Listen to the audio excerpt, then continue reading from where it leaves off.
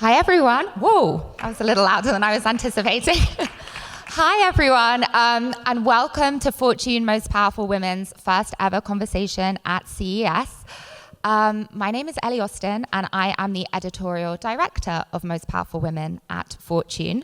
I can see a few familiar faces in this room, so thank you for being here, and quite a few new ones as well, which is amazing.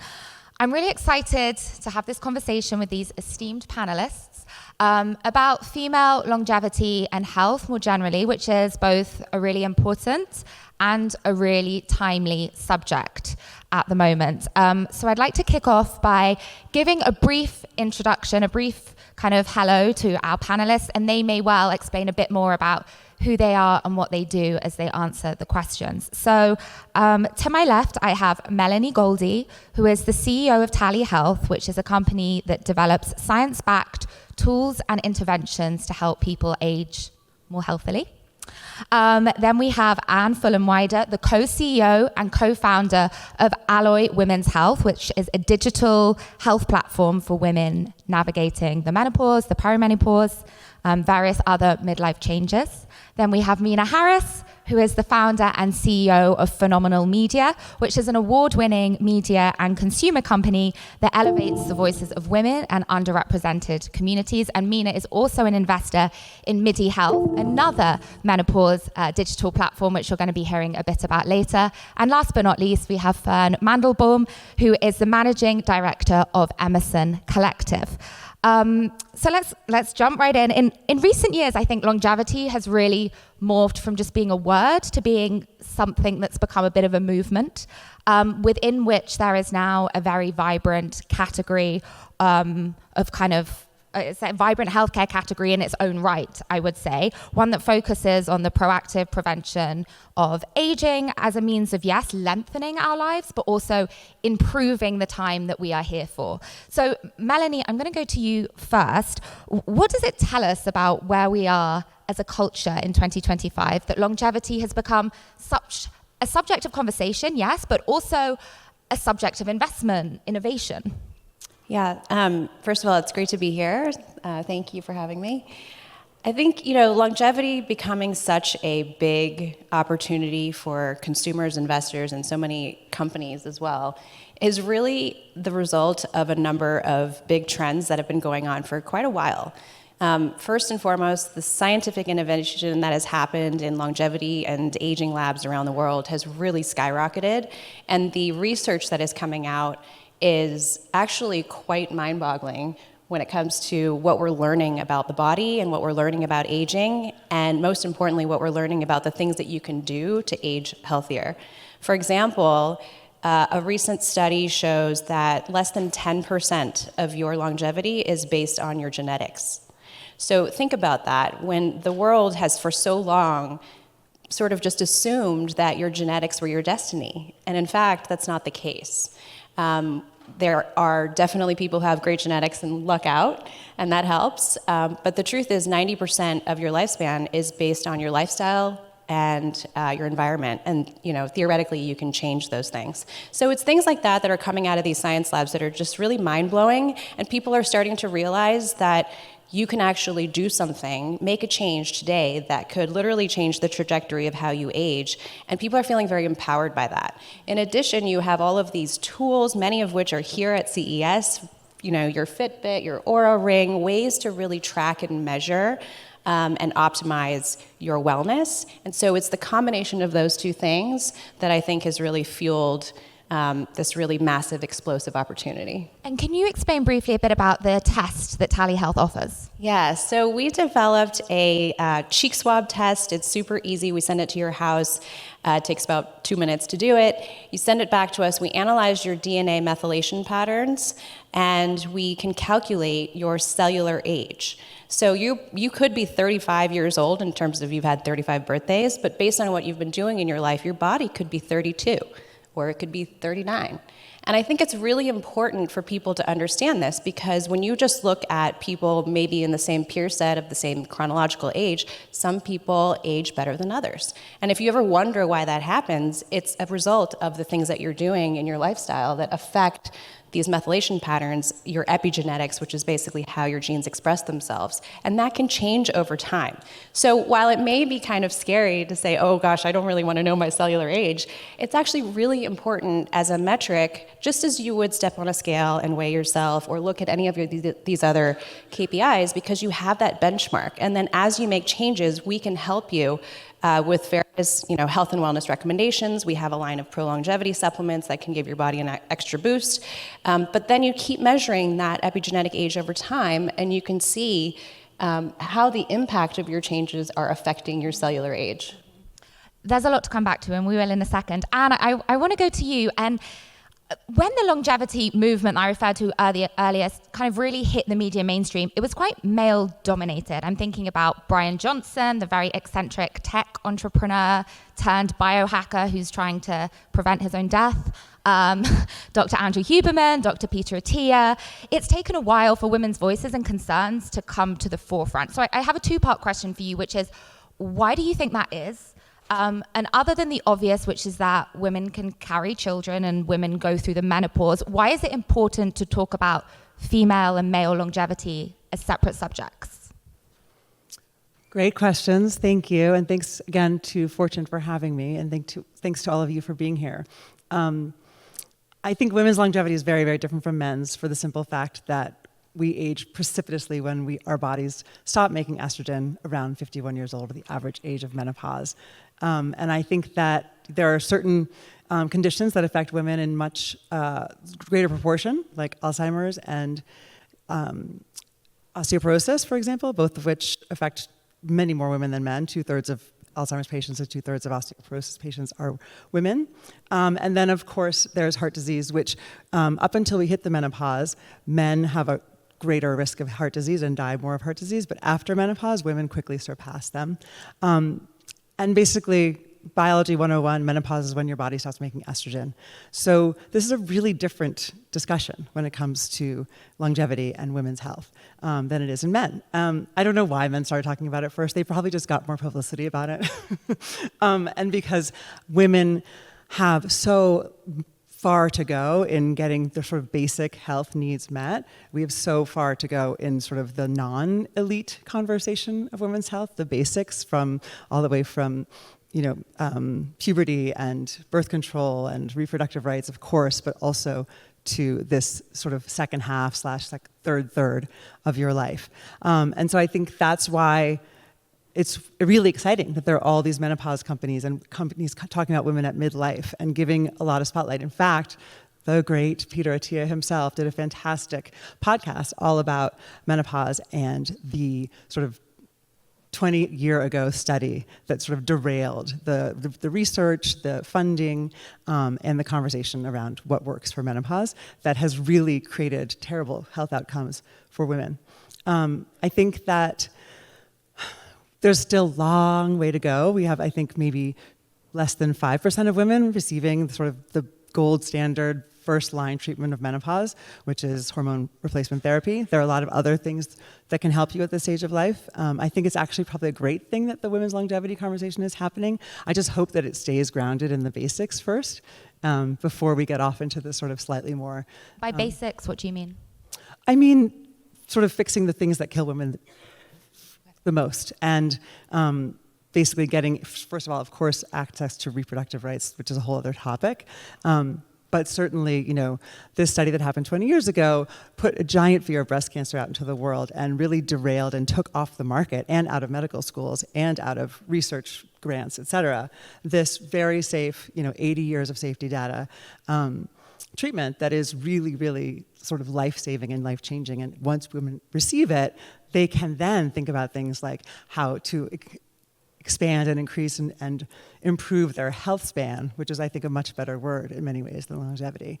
But so sort of getting the access to the expertise, the information, the solutions that really work is such a hurdle. And in fact, it's the access to expertise that is really one of the biggest barriers. And that, there's roughly, depending on who you ask, between 55 and 85 million women in the United States in some sort of stage of perimenopause or menopause. Less than 2,000 doctors or even healthcare providers are certified in menopause by the Menopause Society. That's not a math problem that can be solved in a doctor's office or even in medical schools improving their courses. That will take like 12 years. And so I think we really need technology and innovation and funding and conversations about this that will speed that up. 2,000 doctors or healthcare providers, 85 million women. We really need tools. We need technology. We need AI. We need to amplify that expertise immediately. And then, of course, spread the word and spread the knowledge and get that taught in medical schools. I think that's the number one thing we can do to improve women's longevity. And I want to pick up on that point with you because Anne alluded to the fact that there's a lot of information out there. There's also, in this day and age, happily, quite a few menopause platforms out there. We've got representatives from 2 on this stage. There's a lot of celebrity-fronted menopause companies out there. Naomi Watts has her own company called Stripes. Gwyneth Paltrow, Cameron Diaz have invested in Evernow. I guess my question to you is, as someone who's steeped in the media world, how do women know which information to trust, and how do they then know which platform or solution is right for them? Yes. Oh, sorry. Was that for me? That was for Mina. Go. Sorry, but No, you. the media. You go first, Anne. No. I really just was going to say that for the most part, there's 85 million women. The more companies and platforms like ours that get out there, the better. And the larger and louder we can amplify those voices, the better. Yes. More information is also more information. So I'll zoom out a little bit and give you a little bit of my background. As you mentioned, I am an investor in MIDI. My day job is in women's media, focused on women's equity and underrepresented women's voices. And I'm also a recovering regulatory lawyer in the consumer protection space. And I think that this is such an interesting issue or area that sits at the intersection of women's health and inequity, media, and consumer protection. And what's interesting is I think both Anne and Melanie have been in media, right? And none of us came to this necessarily from a medical expertise or from a professional expertise, but really from personal experience. And for me, I'll give you a fun fact, which is that my grandmother was an endocrinologist. And so she literally studied hormones for a living. And I learned the word estrogen at a very young age, but I had no idea what perimenopause was until I met Joanna, the CEO of MIDI. Right. And so, for me turning 40, thinking about what perimenopause even means, starting to explore this new word and area that I had never heard about, I was really relying on sort of my own network. Right. So I had people like Joanna, friends like Tamsin Fidel, Sharon Malone, who is the chief medical advisor at Alloy. And Melanie, you mentioned making those small changes. I was turning 40. I was feeling really burned out as a founder. And I said, I have to make a change. And all of these wonderful women had told me about the power of weightlifting for bone density and how important that was as a woman who just turned 40 entering perimenopause. So I finally started weightlifting. The point of all of this is that, there are these incredible female voices, right? And the more of them, I do think, the better. But and some of them are experts, some of them are not, and they are sharing information on Instagram, on TikTok, on LinkedIn, and often that media and marketing is the precursor to even getting medical services, right, from companies like MIDI. And for someone like me, it's been effective. I can call these people my friends, right, who've given me direct information, let alone, someone who can process this as an informed consumer. The amount of friends that I have in my own network who have found their OBs and new IVF doctors on Instagram is stunning. But the fact is, for the average person, they don't know who to trust, right? They don't know how to evaluate this information. And we went from what felt like a dearth of information, and by the way, that is still the case. There's still as you were both mentioning, there's still very limited information about perimenopause, for example, right? We've made very small strides, but it feels like there's so much now that the average person cannot possibly synthesize and process in a way that helps them to make informed choices about their own bodies. And so for me, the greatest sort of concern I have as somebody that sits at the intersection of these different spaces is really, what does this mean given today's media environment that is more disrupted and decentralized than ever, today's political environment where, this has become a political issue, and how we, put in place protections and guardrails, and also, encourage, yes, collaboration between the private and public sectors and innovation, but in a way that recognizes that the average person likely doesn't have access to these services, right? That's a classic policy issue, but it's also an access to information problem right now that we have to really solve before a lot of people can even think about accessing these services. Mina, on the prep call, before I come to you, Fern, so get ready, because I know it's been a while, but thank you for bearing with us.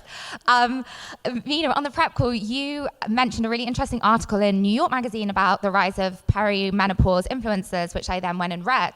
And in that article, I think the chief medical officer of the Menopause Society said HRT is the only, her wording was, well, she said nothing over the counter works. HRT is the only science-backed option for treating menopause symptoms. And yet, obviously there's a bunch of companies who are suggesting other treatments. And so, Anne, I guess maybe this is for you, a question for you, which is, A, what's your response to that? And how do you balance that answer with everything we're seeing online that Mina has just alluded to, the various kind of symptoms and tools that are being touted, some legitimate, some not? I mean, first of all, I should just say that none of us are doctors. But as we were talking about earlier, menopause is the depletion of estrogen. Your body starts making estrogen and to some degree also progesterone and testosterone. And that you have estrogen in every single cell of your body, every single organ system. And so that rapid decline really does affect lots of things. So ideally, yes, 80 plus years of data shows, and all of the medical establishments out there, ACOG, NAMS, there's so many more, Endocrine Society, et cetera, all agree that the first line treatment is to basically restore that estrogen into your body, and that is ideal. I mean, that is, and for the most part, the vast majority of women are eligible for that treatment. The problem has been the misinformation, the fear, the sort of poisoning the ether about. You're referring to that study that you mentioned earlier, aren't you, when you talk about misinformation and fear? Yes. With Women's Health Initiative, it's a whole other panel, but HRT to breast cancer. Yes, HRT equals estrogen equals bad, estrogen equals breast cancer. There's a whole now body of literature about what is faulty about that study, mostly about how it was publicized. But the biggest thing it did is just put a huge amount of fear into the whole world, not just the United States. And I think that prescriptions for hormones were 40% of menopausal women before that study, and they dropped down to less than 6%. And in that time, so it's 22 years, there's been no decrease in the incidence of breast cancer, and yet things like osteoporosis, heart disease, and Alzheimer's have gotten worse. So again, not a doctor, but there definitely is lots and lots of data and many, many experts who would say and tell us all that yes, the number one thing to do is the prescription treatment of estrogen. Mm-hmm. However, first of all, we all have had to take so much agency in our own health because there's so little research in women's health. Our bodies have not been were not included in clinical trials until 1993, and even since 1993, the number is really small. So we've all had to do our own research, and really, some of us even start our own companies to fix the problems that we're facing. But I think, long story short, actually that is true. But then, of course, there's just lots of other things in your life you can do to feel better, be healthier, et cetera. You can be sedentary and eat Doritos and take HRT and still have very bad health outcomes. You can also do all of the exercise and the weightlifting and the nutritional smart things to do, but without that supplemental estrogen. There are a couple of other treatments that can work in many ways as well, but that really is. And when people talk about how great that treatment is, there's a lot of talk about, well, what about, those who are really scared of breast cancer or who have had breast cancer, who have a strong history in their family, and they are, worth and deserve and are just starting to get their own conversation as well. There are a few sort of groups of women for whom it is not right to do HRT, but for the vast, vast majority of women, it's just it's almost a crime how inaccessible and hard to understand this basic treatment has been. And we're going to come on to accessibility in a minute, but first, Fern, I want to bring you in. Emerson Collective just recently led a $63 million Series B funding round for MIDI, which is enormous. And I'm interested in your perspective on how you would characterize investor sentiment in general around menopause care, but also women's health at this moment in time. I just was speaking to a woman who has a women's health fund about an hour ago, and I said, Alice, this is your year, and I think, like, thank you to everyone who's here, and thank you to Fortune, and thank you to the men in the audience, right? Each one of you knows a lot of women. For sure, you know your mom. You know, you may be married, you may have a daughter. It is half the population. And the idea that we haven't spent as much time focusing on women, both in research and investment, is kind of extraordinary. You know, and there's so much data if you think about simply bone health, you know, and when a woman breaks their hip, the likelihood of them dying in the next 3 months is like 5 to 8 times. That's extraordinary. How are we not studying that? How are we not investing in that? Hormones affect every system in our body. You know, somehow people start to think about like just hot flashes or, you know, every system in our body. It affects how we absorb calcium, which affects that osteoporosis. I think the venture industry has really woken up to it. There are certainly more funds putting more money to work than others, but as happens so often in venture, they'll follow along. You know, they'll realize, and it has to be when there are some great acquisitions or IPOs. So we're all waiting for a women's health company to have a great IPO, but we're all waiting. Do you have when would your prediction be that we might see that? I mean, many people are focusing on Maven. You know, Kate, the CEO, is wonderful. I hope it happens. I hope it happens in the first half of this year, but no one really knows. I mean, the IPO market, that's not what I'm going to predict today. What I am going to say is that there is so much more attention in this space. Look, here we are at CES. Look what we're talking about. And what I do want everyone to realize as well in this conversation is it's women from all backgrounds. You know, it's not certain women. You know, every single woman goes through menopause. Every single woman, regardless of their background or their socioeconomic status. And frankly, those deaths I talked about related to a hip injury occurs more often in women from lower socioeconomic status. And so we also have to focus on how do we help everyone, because it's a ginormous industry. It's a ginormous industry. And I want to pick up on that point, Fern, because it's such a good one. And Melanie, I'm going to come to you. I think the telehealth test costs around $250. Is that right? It's so, you know, that for a lot of people, that's nothing. And then there's other people for whom that is a ton of money. And I think that when we talk about longevity, it can often become a conversation for the 1%. And I think we're all agreed that that cannot be the case. Is democratizing access to your technology important to you? I can guess the answer. And if so, how are you going about it? Yeah, it is extremely important to us. And when I was, before we launched Tally, I was just thinking about my own personal story.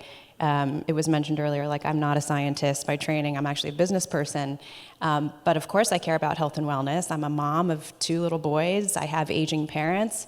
And when I started thinking about this, I felt this very strong urgency that like I wanted to know what I could do about my health, because I need to be here and be as vibrant as I can be, because A, that's something that I want, but B, I have a family that I want to be around. And all of these other very personal reasons came up. And then I started thinking, well, you know, I'm not a wealthy 1%er. I don't consider myself a biohacker. I didn't grow up with those means. My parents were immigrants. And, you know, so it's like, why does that need to be the reason why I can't have the tools to live a healthier life? And I think so much of what is available right now in the longevity space is catered to either the biohacking world or people who have access. And so when we started Tally, it was so important for us to do 2 things. One was to lower the price as much as we could. So there are other companies out there who have a age test, and we're about half the cost. So that was an intentional decision. But the other piece beyond price was really about our content. So in addition to the tools that we sell, and interventions that we have, we give free content out. We write content every week, and it's always about a topic of interest in health and wellness for consumers. We wrote a really fascinating one on seed oils. We wrote one on inflammation. And these are things that are heavily scientifically cited, but written in a way that, I can forward it to my mother and she can understand it and take something away from that newsletter. And that's the thing, right? Like, the tools, the technology, the innovation is all really amazing, and I think the wider the adoption, that's when you're going to see prices come down. But in the meantime, that content is really valuable to people. And so if we can just push that out there and get those tips, it's those lifestyle changes. And again, like, if you can read our newsletter and walk away, go to the grocery store, make a different decision. I don't benefit from that financially, but what I benefit it from is you've just made a great choice. And that's really, really important to us. The other piece where accessibility and kind of representation has come into our business is when we developed the test. We had a beta group of over 8,000 people, which is about 3x the amount of people for any other test that's been created for aging out there. And it was really important to us to have diversity in that group. So we had nearly equal split of men and women, an age range between 18 and 100 years old, and over 30% of that sample set was non-white. So, when you hear the word aging clock, that just means an algorithm. But as we all know, in technology and data, it's the data that you put in to train the algorithm that really affects the results that you get. And so that was incredibly important to us as well. And again, I'll just wrap by saying, the education and the awareness needs to continue to happen. And so having conversations like this, having content we can push out, having partnerships around these things with other companies, and just raising the level of awareness is going to do so much. Mm-hmm. Mm-hmm. Fern, I want to come back to you for a second. Fertility is another massive topic of conversation in the women's health space. I wonder if you have any insights on what you think we might see from fertility startups over the next 5-10 years. Is there anything you're seeing, hearing that's particularly interesting? I know there's certain companies who are looking to prolong fertility, others who are looking to make IVF and egg freezing more affordable. Just any thoughts you have on that? There's so much focus on fertility. There are so many companies out there, which I think is great. Mm-hmm. I think a woman should choose when they have children, and they can do that. Now, what we have to do, and I appreciate what you said about tally and the cost of the test, we have to figure out how to make it affordable. It shouldn't be for just certain people. The other thing we're learning through, I'm working with a company focusing on ovarian cancer. As it turns out, they're finding out clearly targeting when you are fertile until, through this information that they're getting from this test, which we know you get so much information. I mean, I can only imagine the information you get from the test of tally. And giving people that information, giving them that understanding of what's happening in their body, and then everything we're talking about as it relates to health span will also prolong that time, right? It's not simply IVF. And again, it gets back to hormones. They control every system in our body. And so there are so many companies right now focusing on this, and it's a great thing, Information is, I think, the word of the conversation. And I'm wondering whether, playing devil's advocate, there's a world where women have too much information. They have too many metrics about themselves. I know my friendship group is very much of the age where we're thinking about having children. And some people know their egg count, some people don't, but it's a great source of anxiety.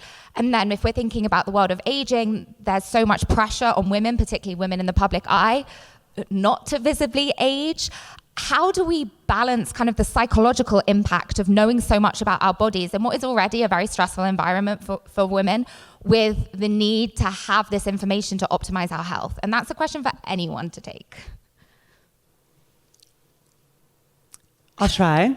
I think, yes, there's a lot of information. I was a magazine editor for 25 years. I put a lot of that information out there.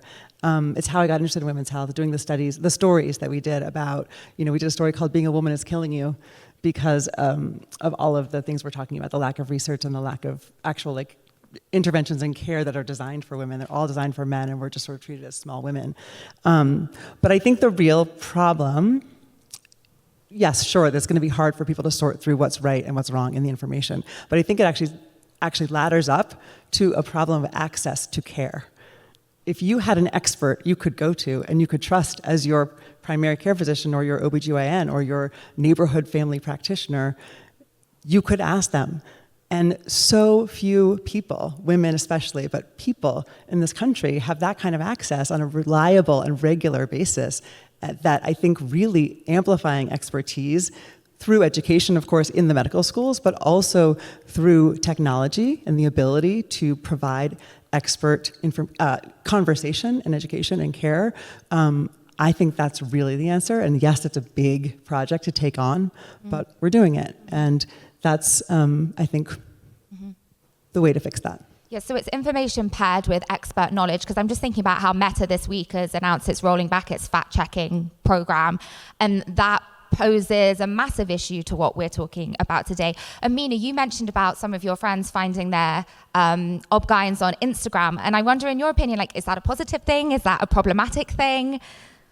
I think on the whole, more information when there has been such a lack of information is better. And however, it's about how do we process that information, regulate it in such a way that it is helpful for consumers and ultimately patients to use it to make informed decisions about their health.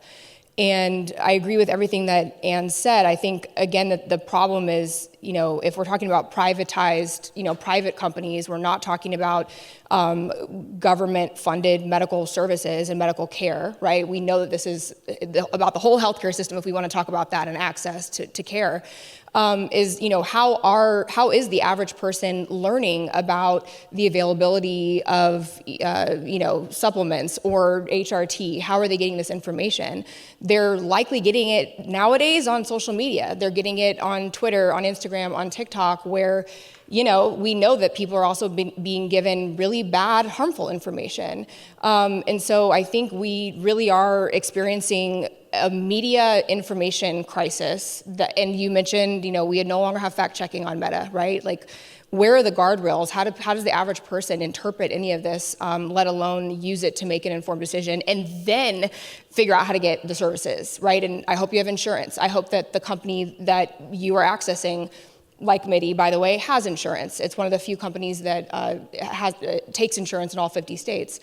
And so, I think back to, I'm a business person, I'm a capitalist, I'm an entrepreneur, but I really also believe in the role of government.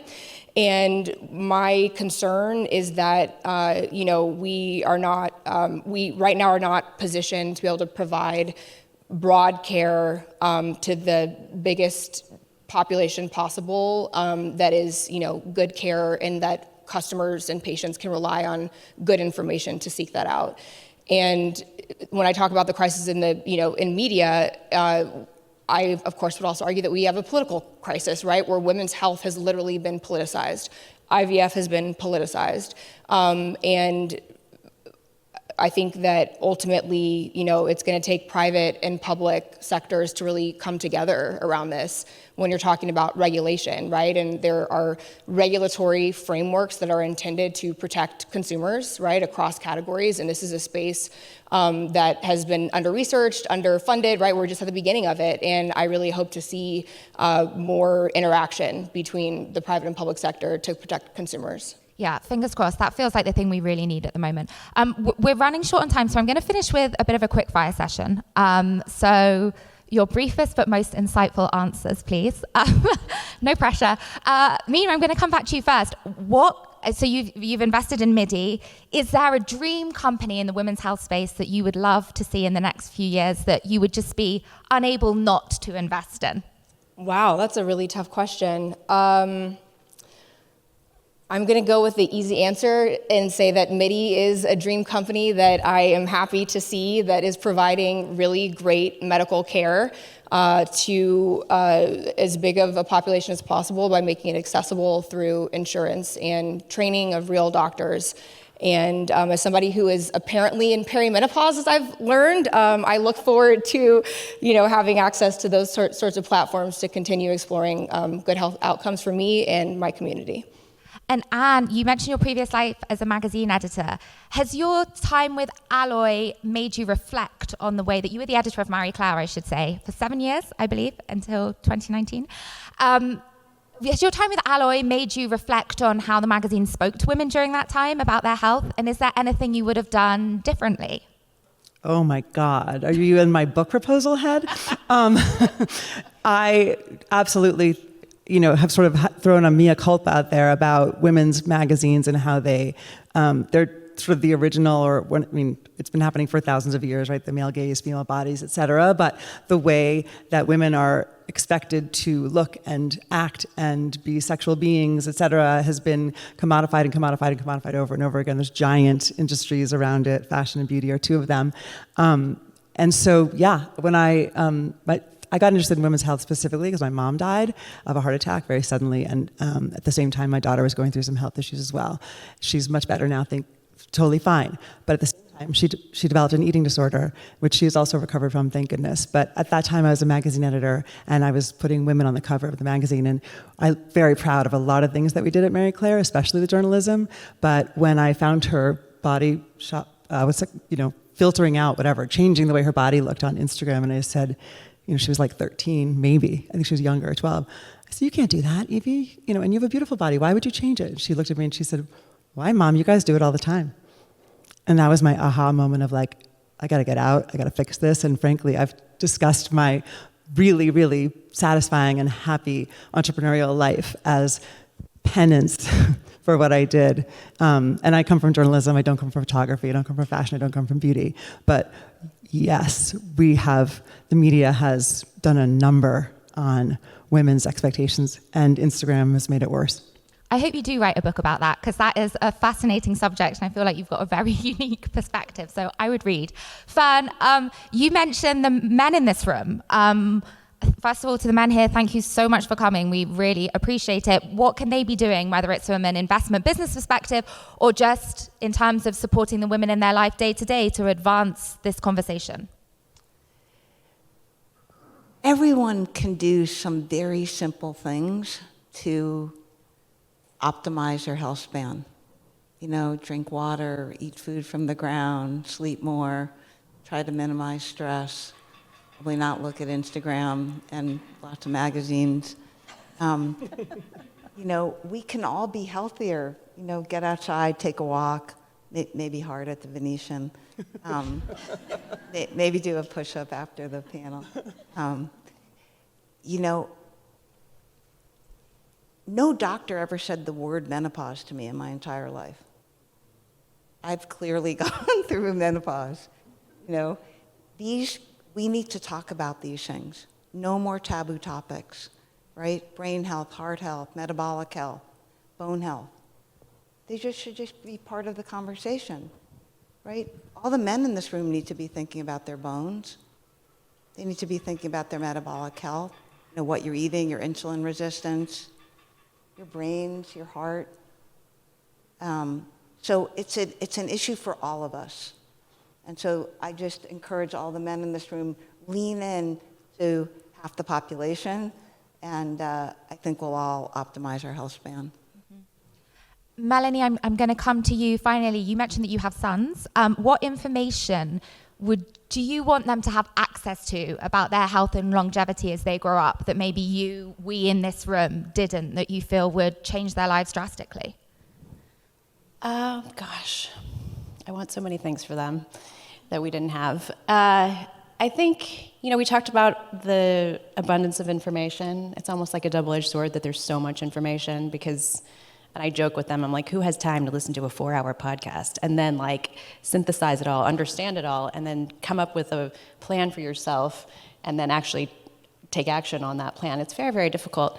But I think the most important thing to know for them and for everyone in this room is that preventive health is incredibly important, and it's never too late to do something now that can help you age vibrantly. So if you, and again, we talked about longevity, but health span really is it. It's not necessarily saying we're gonna add 20 years to your life. Maybe one day we can, and that's gonna be cool for some people. But if you're gonna live to be 80 or 90, which is possible now, let's help you make as many of those years as vibrant as possible. And doing that through lifestyle change, or even better with the combination of some sort of supplementation, that's when it becomes very powerful as you age. And your GP is not trained to talk to you about these things. They're not trained to talk about, and they're doing the best they can. But they're just not trained to have a conversation about healthy aging and longevity, because they have been trained to, address symptoms or manifestations of aging when something bad happens. And so I think it's like really driving home the point that, like, some of the things Fern mentioned, go take a walk, look at, go stand in the sun for 10 minutes every morning, get better sleep. Like, all the things that the doctors have been telling you for ages are true. And then the other thing I would say, which I think is really important, is that it can't just be eat well, sleep well, don't drink, don't smoke, don't stress, be happy, have a sense of purpose. It's like you gotta find what works for you. Everybody is different. And what we do at Tally is we tell you, based on your test, which lifestyle adjustments have the biggest impact for you. Because what works for me may be different than what works for Anne or Mina or Fern. And so that's the thing, like, you have to find, based on all of these new tools, technology, and data, like, not just what the right thing to do is for your life, but what works for you. And I think when it comes to women's health, that is incredibly important too. Men in longevity talk about intermittent fasting. I would not recommend that for a woman, especially if you're going through perimenopause or menopause, or if you're even on your menstrual cycle. So it's those nuances that you have to look for in the content, and you almost have to kind of be your own advocate to find those things. But it's the information and access to information, but then it's the personalization piece. Fun. You've got 30 seconds. Just one. 30 seconds. Go. I love what you said, and this is the only panel that I haven't used the word AI in like 2 years, and I'm so happy. But you said something so important, which is what you're learning, the content you're sharing. And so the more we collect this, we can get the right information, right? We'll have data that shows what Melanie said.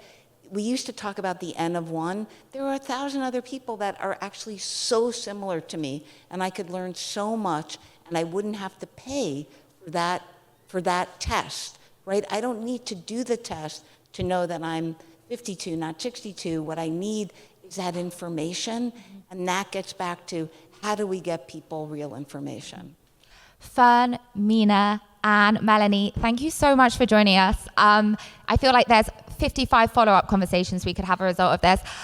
Fortune Most Powerful Women hosts a range of events throughout the year. There's a membership. We've got our flagship summit in DC this October. Please go to fortune.com to find out more information. And thank you so much for taking time out of your day to be here today. Thank you to the panelists again. Thank you.